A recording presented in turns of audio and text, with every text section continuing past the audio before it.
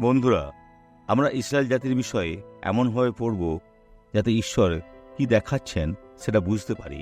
আসলে যেটা আমাদের, যেহেতু আমরা ঈশ্বরের ইসরায়েল, যে সকল পুত্র তার থেকে জন্মেছে তাদের মধ্যে তাহাকে লইয়া যাইবার কেহ নাই। যে সকল পুত্রকে প্রতিপালন করিয়াছে, কিন্তু ঈশ্বর ইহা করেছেন।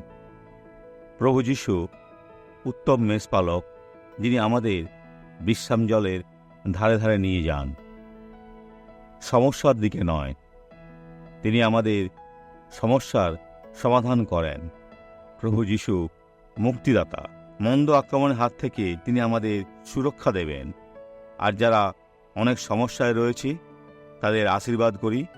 এই খারাপ আত্মাকে চাইছি এই ব্যক্তির থেকে বেরিয়ে যাক, চলে যাক, কখনো ফিরবে না, যিশুর নামে।